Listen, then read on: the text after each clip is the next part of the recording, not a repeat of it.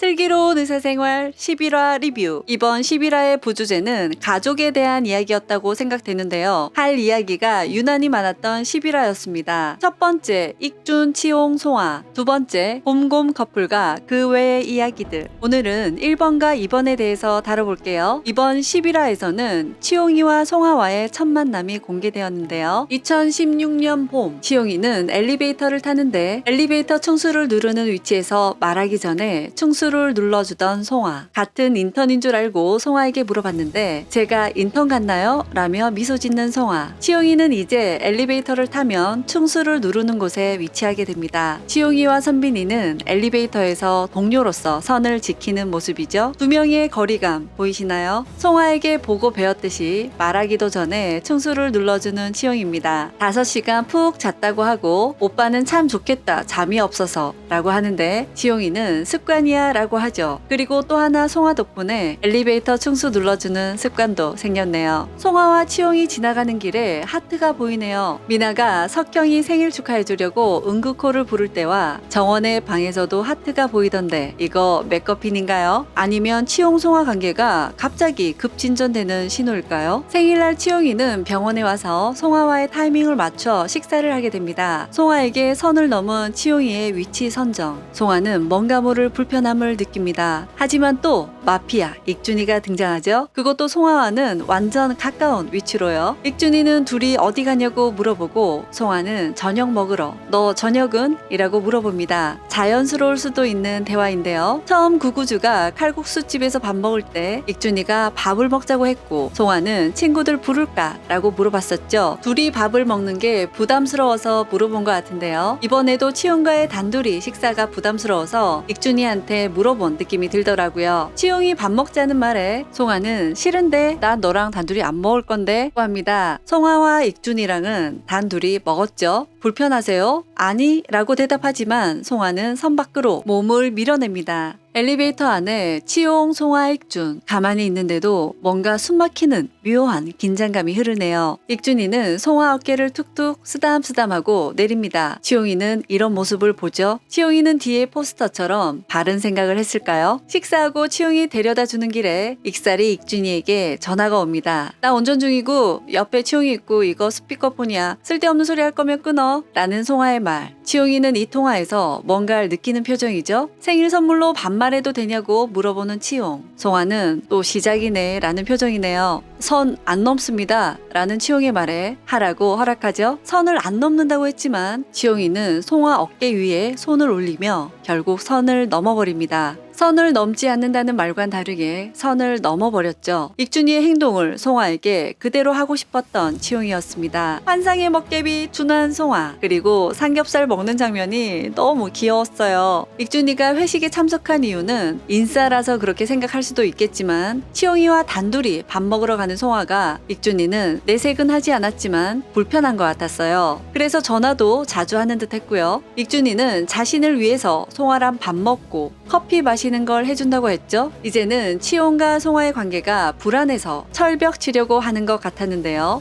익준이는 엘리베이터에서 그런 행동을 치용이에게 보여줍니다. 아들 우주 때문이 아니었다면 치용과 송아가 밥 먹는 자리까지 갔겠죠. 진실게임에서 되로 주고 말로 받는 익준. 허선빈의 의미심장한 고개 끄덕임. 오케이 접수했어 라는 표정이죠. 선빈이는 익준에게 송아에게 단 한 번이라도 이성적인 감정을 느껴본 적이 있다 없다 라는 질문에 생각을 하더니 소주 원샷을 하는 익준이. 굴라스전인데. 그리고 노코멘트 할게 라고 합니다. 이건 예스라는 대답보다 더 강한 긍정인 거 맞죠? 치용이의 표정, 그리고 익준이를 바라보는 송아의 표정, 그리고 이어지는 선빈의 질문. 익준이의 첫사랑 언제 누구냐 라고 물어보는데 또 마시려고 하는 익준이보다 한 발 빠른 치용이. 이때 선을 또 넘은 치용이죠. 치용이는 최송아 교수님 이성으로 느끼신 적 있으시죠? 라고 질문합니다.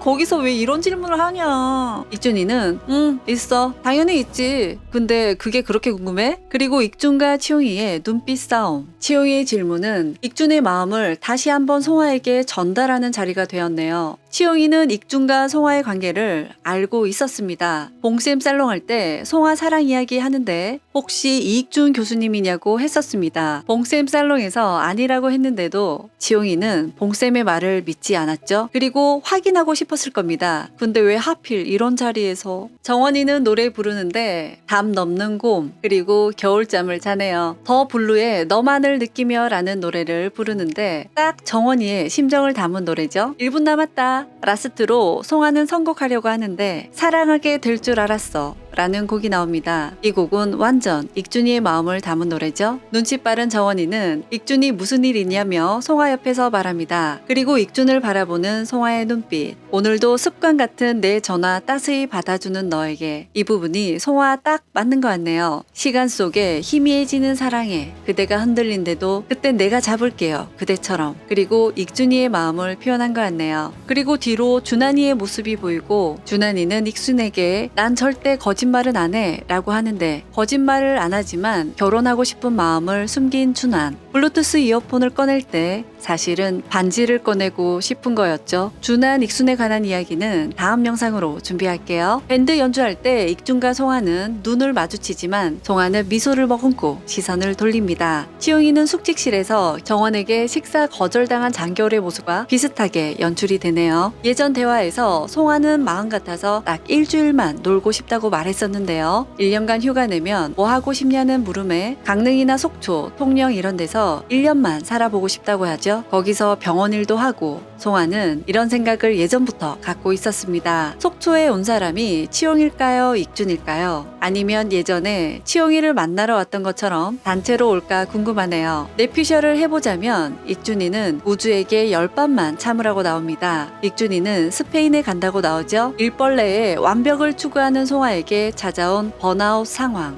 송화는 약을 3번 나눠 먹을 분량을 골라서 먹고 목깁스를 할 정도로 컨디션이 좋지 않다는 것을 보여주었는데요. 위급한 상황이었을 때 항상 송화 곁에 나타났던 익준. 익준이는 첫 만남 장면이었던 창고에서 만난 송화를 보고 말이 없었고 송화가 검사 결과 나오기 전 5인방과 식사를 할 때도 응급콜이 올 때 역시 뒤늦게 전화를 받았죠. 그리고 송화가 속초 분원에 간다고 하니까 다시 아무 말이 없던 익준. 검진 결과 때 늦은 수술 후에 피곤했지만 송화 곁에 갔었고 이번에도 고민 끝에 송화 곁으로 갈 것 같네요. 저번처럼 송화가 치용이 만날 때 표정으로 낫기만 해봐 확 막 그냥 곰곰 커플 그리고 가족. 수민아의 고백 다음으로 어색함을 떨치기 위해 석형이의 방의 문 앞에서 연습을 하고 있던 미나. 준환과 정원에게 들켜버립니다. 문 밖에서 교수님 식사하셨어요? 이 말을 여러 가지 버전으로 연습하는 모습이 너무 귀엽네요. 석형이는 왠지 임신에 대한 트라우마가 있는 듯한 느낌인데요. 내연녀의 아이에게까지 관대함을 보이죠. 산부인과 의사라서 그럴 수도 있지만 전 부인과의 아픔도 있는 듯이 보였습니다. 그래서 아이가 무슨 죄냐? 라고 한 것 같아요. 그렇기 때문에 더 세심하게 환자를 볼 수 있는 게 아닐까 하는 생각이 듭니다. 유산 부분은 흐름상 내연녀의 자식에게 유산을 물려줄 것 같아 보이지만 저는 또 다르게 보이더라고요. 석형의 아버지 양태양이 부인 조영애와 석형에게 많은 부분을 줄 것으로 예상이 됩니다. 양 회장은 딸이 죽었을 때 내연녀와 바람나서 여행 중이었는데 인생 막바지 자신의 일생을 돌아보고 미리 유서를 써놨던 것으로 보입니다. 양태양이 입원했을 때 조영애가 찾아왔었는데 석형이 근무하는 병원인지 모르는 눈치였는데요. 걸레밤 물바가지 세례에 나온 장면에서 양태양 회장의 표정에서 추측할 수 있었습니다. 하지만 내연녀는 석형이 근무하는 병원에까지 알고 입원시켰고 그 이후에 내연녀가 자신의 아들 석형이 근무하는 병원을 일부러 잡았던 것을 양태양이 알게 되었겠죠. 내연녀는 석형이를 만나러 율제병원에 직접 찾아왔었고요. 장례식장에서 내연녀는 또 아빠는 없지만 좋은 형이 있어서 다행이라고 할 정도로 대단한 내공을 가지고 있었는데요. 양태양도 내연녀와 잠깐을 살면서 이런 부분이 비교됐을 것 같네요. 종수 로사의 대화에서 인생 불공평하진 않은 것 같아 라는 말에서 마지막까지 양 회장을 막장 아버지로 매듭 짓진 않을 것 같았습니다. 간 이식이 싫다고 하는 환자, 가족들한테 부담 주기 싫다고 간 이식을 거부하는 환자, 아버지는 부담이라니 그런 말 하지 말어 가족이잖아. 동생은 그래 형 우리가 응원할 테니까 형은 너무 걱정하지 마 라고 합니다. 그리고 어머니는 아가 네가 하는 게 어떠니? 라고 하죠. 형수님 아직 젊으시니까 형수님이 하시는 게 맞죠? 라고 하고 가족들 모두 아내가 해야 한다고 하고요. 익주는 그런 환자 아내의 마음을 읽습니다. 환자 아내 빼고 전부 내보내죠. 그리고 환자 아내에게 이야기합니다. 하고 싶지 않으시면 솔직하게 이야기해달라고 말이죠. 환자 아내는 울먹이면서 검사 결과 나오면 부적합하다고 해달라고 합니다. 그리고 이때 나오는 이소라의 노래 너무 딱 떨어지죠? 예전에 익준이의 시각이 변한 시점이 된 간이식 환자 기억하시나요? 아버지는 딸에게 간이식을 하고 싶지만 불가능한 몸이라고 했습니다. 하지만 딸을 위해서 식이요법 운동으로 불가능을 가능으로 만들었었죠. 불가능했던 상황에서 익준이는 아버지의 정성에